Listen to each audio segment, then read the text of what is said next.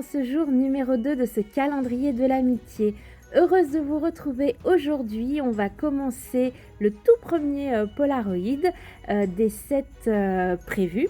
Je vous montre le die que nous avons choisi avec Cathy. C'est celui de chez All Create, le DI89, qui est vraiment très très joli avec des côtés déchirés, des petits trous. Voilà, ça fait vraiment un Polaroid un peu à l'ancienne, j'aime beaucoup. J'utiliserai la même façon de découper mes papiers pour chacun de mes Polaroids. Donc, je vais vous le montrer dans cette vidéo pour voilà, ne pas avoir à le répéter à chaque vidéo. Aujourd'hui, le thème, c'est cyanotype. Vous le savez, j'adore cette technique, donc j'étais très très heureuse de la voir encore une nouvelle fois pour ce calendrier. Je pars sur un cyanotype que j'ai fait sur une page de livre et c'est un cyanotype de gypsophile. Une plante, une fleur que j'adore faire en cyanotype. Voilà, je trouve que c'est des cyanotypes qui sont très poétiques. J'adore cette fleur. Mon idée est de partir sur un cyanotype qui se rapprocherait un peu d'une planche botanique. Alors, ça me tenait à cœur parce que vous le savez, j'utilise principalement les cyanotypes de cette façon pour voilà, faire des empreintes de fleurs, de feuilles, en tout cas des empreintes de végétaux. Je vous rappelle que c'est l'une des techniques principales du cyanotype qui a été créée en 1800, alors attendez, si mes souvenirs sont bons, autour de 1840-45. C'est d'ailleurs une femme, une Britannique, Anna Atkins, qui a illustré un de ses livres avec cette technique pardon, de cyanotype avec des végétaux. Donc voilà, j'avais très à cœur de faire un cyanotype de ce genre. Donc j'ai déjà commencé par découper mon cyanotype à la bonne taille et puis je suis venue ajouter un petit tampon voilà, que je suis venue embosser à chaud en blanc. C'est un petit tampon figure 4, figure 5, figure 6. Voilà, c'était vraiment dans le style pour vraiment rappeler les planches botaniques. Je vais venir ensuite commencer à mettre en couleur le devant du cyanotype. Alors, on est sur une planche botanique. Vous savez, si vous me suivez depuis un petit moment, le vintage, c'est vraiment pas ce que je préfère, sauf pour les planches de botanique. Voilà, j'adore les planches de botanique style vintage avec les belles écritures. Donc, je pars sur un style entre guillemets vintage, mais très léger. Je vais surtout utiliser la Distress Oxide, la Tea Dye. Voilà, c'est un marron, eh bien, couleur thé, hein, sachet de thé. Et c'est très, très, très suffisant, moi qui n'aime pas le vintage, d'utiliser cette encre. Donc, je vais venir faire déjà apposer voilà, de la distress un peu partout, mais sans trop exagérer quand même, en gardant un peu de blanc. Et puis, je vais venir rajouter des tamponnages. Les tamponnages que je vais faire avec deux couleurs de Versafine différentes, deux couleurs de Versafine marron différentes. La dune de sable, donc c'est vraiment un marron très clair, et puis la Portobello. Voilà. Donc je vais commencer comme ça, tout doucement. Et puis avec, vous le voyez, un scotch très, voilà, qui scotche, un scotch double face qui scotche bien, on va dire. Je vais venir à l'arrière en placer tout le tour. Et puis je vais venir, vous allez le voir, mettre une feuille d'acétate, voilà, comme si il y avait une petite vitre qui avait juste derrière mon Polaroid. Je crois que la fenêtre, l'acétate, je l'ai découpée 9,5 par 9,5 parce qu'il me semble que l'ouverture fait à peu près 10 par 10. Voilà. Et ça fait une petite fenêtre. Voilà pour le dessus. Maintenant, je vais venir ancrer les bords de mon cyanotype avec ici par contre de la Distress Oxys Vintage Photo avec un marron un petit peu plus soutenu. Je suis sur le papier aquarelle de chez Action. Voilà, tout simplement. Et vous avez vu que je suis venue doubler mon fond sur un deuxième papier, voilà, pour que mon Polaroid soit quand même bien rigide. On est sur une base de feuilles de livre, donc c'est quand même très léger. Et moi, j'aime bien que mes créations soient assez rigides. Je vais venir avec de la mousse 3D assez fine de chez Craftelier. Je vais venir en mettre tout autour puisque je veux que mon Polaroid, voilà, il soit un petit peu surélevé. Donc j'en mets vraiment tout autour de ma base et puis juste en dessous de ma fenêtre pour que voilà, tout soit bien maintenu. Je vais rajouter une fleur de gypsophile sèche.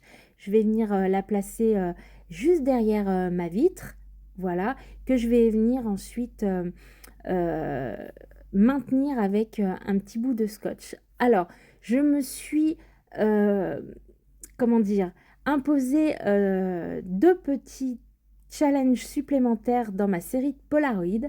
La première, je voulais qu'il y ait plusieurs textures, plusieurs matières sur mes Polaroid à chaque fois. Donc ici, on a eh bien, la fleur sèche que je suis venue mettre à l'intérieur. Voilà, j'aime bien. Ça rappelle le cyanotype. On a comme dans un petit herbier en fait, mélange d'herbier et de planches botaniques. Et puis, vous le verrez sur la fin, sur chacun de mes Polaroids, je suis venue mettre un cachet de cire. Mais ça, c'est pour après.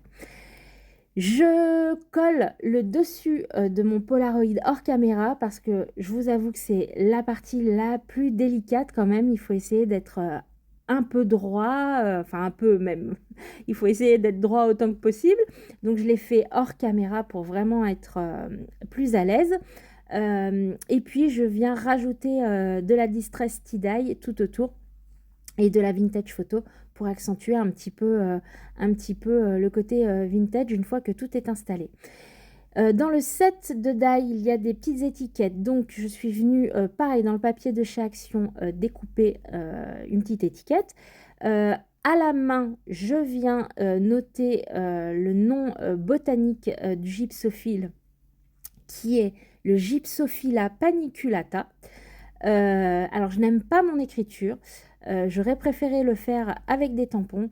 Mais là, c'était vraiment trop grand, en fait. Et ça, mes tampons, j'ai pas de tampons aussi petits. Donc, je l'ai fait, voilà, je l'ai fait à la main avec un stylo marron.